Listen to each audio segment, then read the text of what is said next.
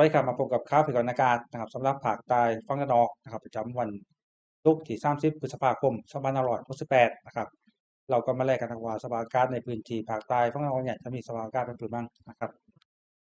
เริ่มจากภาพแผนที่อากาศผิวพื้นนะครับก็เห็นตัวร่องมรสุมฤดูร้อนฝนเนี่ยพาดผ่านอยู่ทางด้านของภาคเหนือของประเทศไทยนะครับแล้วยังได้รับอิทธิพลจากตัวลมมรสุมตะวันตกเฉียงใต้นะครับที่พัดปกคลุมในพื้นที่ทะเลอันดามันแล้วก็ภาคใต้นะครับ จากภาพถ่ายดาวเทียมนะครับช่วงเช้าวันนี้กลุ่มเมฆค่อนข้างที่จะปกคลุมหนาแน่นนะครับในพื้นที่ภาคใต้ตอนบนนะครับจากผลการตรวจอากาศด้วยเรดาร์สุราษฎร์ธานีนะครับตรวจพบเป็นกลุ่มฝนกำลังอ่อนนะครับปกคลุมอยู่บริเวณชายฝั่งของจังหวัดชุมพรและก็สุราษฎร์ธานีนะครับส่วนใหญ่เป็นฝนที่เคลื่อนตัวออกจากฝั่งไปนะครับเช่นเดียวกันกับผลการตรวจอากาศด้วยเรดาร์สปริงปลาจังหวัดสงขลานะครับก็เห็นเป็นกลุ่มฝนกำลังอ่อนที่กำลังปานกลางครับปกคลุมอยู่นาชายฝั่งของจังหวัดสงขลานะครับซึ่งก็มี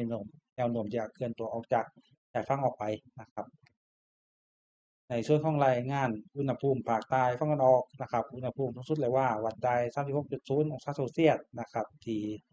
ท่าอากาศยานนครศรีธรรมราชจังหวัดนครศรีธรรมราชนะครับแล้วก็อุณหภูมิต่ำสุดเช้าวันนี้นะครับวัดได้ 24.8 องศาเซลเซียสนะครับที่อำเภอเมืองจังหวัดเพชรบุรีแล้วก็ที่อำเภอสะเดาจังหวัดสงขลานะครับสำหรับรายงานปริมาณฝนประทานนี้24ชั่วโมงนะครับตั้งแต่ที่7วิชาของเมื่อวานถึงที่7วิชาของวันนี้นะครับก็ยังคงมีฝนตกเป็นบางพื้นที่นะครับก็จะมีทางด้านจังหวัดเพชรบุรีประจวบคีรีขันธ์นะครับแล้วก็มีในพื้นที่จังหวัดนครศรีธรรมราชก็คือบริเวณอำเภอชวางนะครับแล้วก็ทางตอนล่างเลยก็คือในพื้นที่อำเภอเมืองจังหวัดนราธิวาสนะครับซึ่งฝนส่วนใหญ่เนี่ยยังคงอยู่ในเกณฑ์ปริมาณฝนเล็กน้อยอยู่นะครับแล้วก็ฝนที่มากที่สุดเมื่อวานนี้นะครับก็วัดได้ 7.8 มิลลิเมตรนะครับที่อำเภอเมืองจังหวัดนราธิวาสนะครับ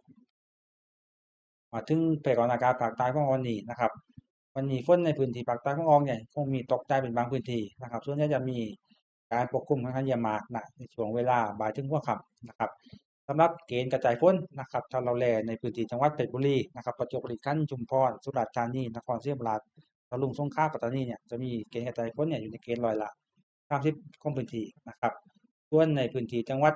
ยะลาและก็นราธิวาสเนี่ยจะมีฝนอยู่ในเกณฑ์ร้อยละ40ของพื้นที่นะครับแล้วก็อุณหภูมิต่ำสุดนะครับอยู่ในช่วงของ24ถึง27องศาเซลเซียสนะครับอุณหภูมิสูงสุดนะครับอยู่ในช่วงของ33ถึง36องศาเซลเซียสนะครับในช่วงนี้เนี่ยอากาศก็เริ่มจะกลับมาร้อนนะครับก็คือมีอุณหภูมิมากว่า35องศาเซลเซียสขึ้นไปนะครับก็ต้องระวังการที่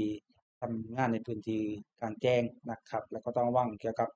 ฝนฟ้าร้องลมกระโชกแรงไว้ด้วยนะครับในช่วงเวลาบ่ายถึงหัวค่ำนะครับในส่วนของลักษณะคลื่นลมนะครับก็ยังคงเป็นลมตะวันตกเฉียงใต้นะครับความเร็วลมที่15ถึง30กิโลเมตรต่อชั่วโมงนะครับทำให้ในคลื่นทะเลเนี่ยห่างฝั่งออกไปสูงได้ประมาณ1เมตรนะครับถ้ามีฝนฟ้าร้องเข้ามาปกคลุมเนี่ยสูงได้มากกว่า2เมตรนะครับถ้าพี่น้องชาวเรือชาวประมงนะครับเห็นกลุ่มฝนในทะเลเนี่ยก็ขอให้หลีกเลี่ยงก่อนนะครับมาถึงขาดไม้สภาพอากาศจะมาข้างหน้าครับระหว่างวันที่30พฤษภาคมถึงวันที่5มิถุนายน2568นะครับในบริเวณภาคใต้ของตอนบนในช่วงวันที่30พฤษภานะครับไปจนถึงประมาณวันที่4มิถุนายนจนถึงวันที่5มิถุนายนเนี่ยฝนก็ยังคงค่อนข้างจะน้อยนะครับอยู่ในเกณฑ์ร้อยละ30ของพื้นที่ได้ทั้งตลอดช่วงนะครับในส่วนบริเวณภาคใต้ของตารางนะครับในช่วงวันที่30พฤษภาคมไปจนถึงวันที่2มิถุนายนเนี่ยฝนยังคงอยู่ในเกณฑ์ค่อนข้างจะน้อยนะครับร้อยละ30ของพื้นที่นะครับแล้วฝนจะเริ่มเพิ่มมากขึ้นนะครับในช่วงวันที่3ถึง5มิถุนายนนะครับแต่ก็ยังคงอยู่ในเกณฑ์ร้อยละ40ของพื้นที่นะครับสุดท้ายนี้นะครับขอฝากท่านผู้ชมนะครับช่วยกดไลค์กดแชร์กดติดตามให้กับช่องของสู้ตู้นิยมวิทยาภาคใต้ของเราไว้ด้วยนะครับสำหรับวันนี้ผมขอตัวลาไปก่อนนะครับกับผมแม่เช้าสวัสดีครับอุตุนิยมวิทยายุคใหม่แจ้งข่าวฉับไว